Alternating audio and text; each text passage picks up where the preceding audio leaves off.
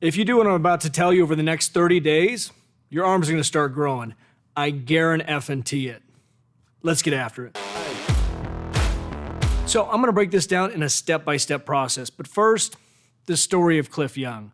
Because I think his story perfectly resembles what so many people do wrong in the gym when it comes to training their arms. So if you're not familiar with Cliff, he's a potato farmer that one day decided he's going to run a marathon. And he didn't train for it. He just showed up in construction boots and overalls.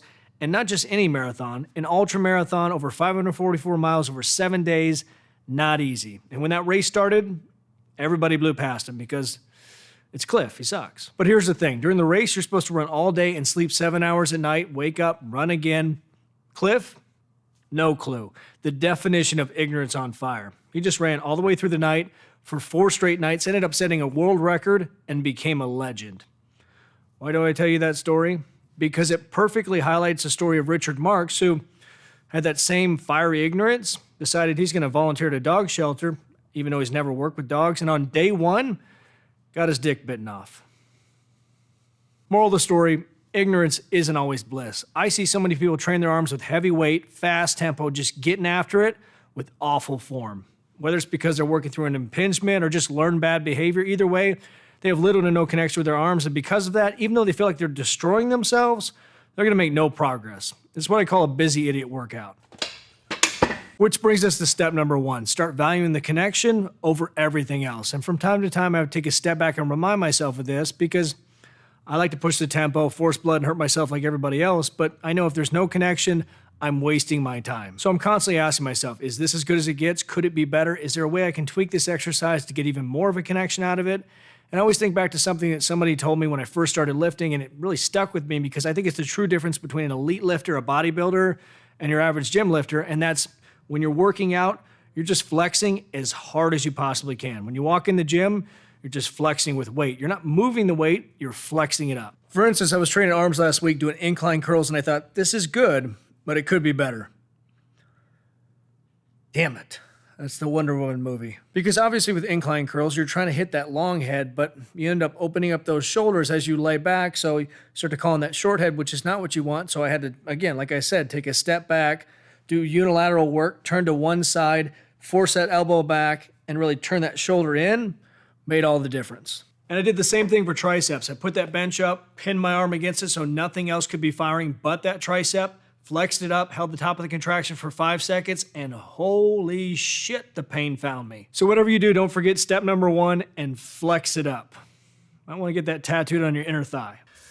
Now, if your arms really start growing over the next 30 days, it's probably because you took step 2 to heart, because so many people just throw in biceps or triceps at the end of a workout and think, that'll do it. But if you really want them to grow, then they need to be a priority and they need their own day. I mean, think about it this way. How long do you expect your marriage to last with your wife if the way you show affection is once a year you hurl a gift at her and say, here you go, bitch, I bought you flowers and some chocolate, but easy on the chocolate because, you know, boom, boom, boom, boom. That's exactly how you're treating your arms, you piece of shit. Which brings us to step number 3. Now, some people might argue with me on this, but to me, there's one right way to train your arms. Other body parts, yeah, trial and error and test and see what works best for you. Might be overloading, might be volume, but for arms, volume is king. Unless you want to train your anterior delts and biceps at the same time, doing whatever the hell this is, I won't judge. Just kidding, I'm going to judge you harshly. So for the next 30 days, we're going to up the volume, up the reps. Do at least 16 sets for both biceps and triceps, and a set only counts when you push it to failure, not a warm-up set. And we're doing at least 20 reps, and it's gonna hurt. And when you're training legs, after a set, you gotta walk it out like a baby giraffe before you can go again. But with arms, they're different. They can take a lot more abuse. Maybe it's because we built up the tolerance to arm pain from our younger years of watching so many hours of Vivid DVDs. By the way, did you know Brianna Banks is actually 5'10"? That means each one of her implants is 20 pounds. I don't know if we should salute her or thank you for your service. So for step 4 in the next 30 days, once you have that connection and there's fire in your muscle, take as little rest as possible. So yeah, you're gonna end up using less weight, which is fine.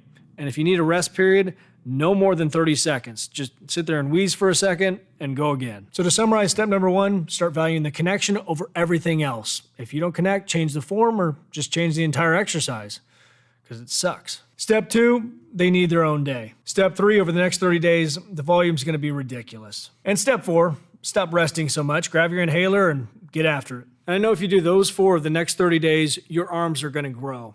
I'm going to finish by reading this comment because you'll see. 35 years old and have MS. If I can work out 5 days a week with intensity, anyone can.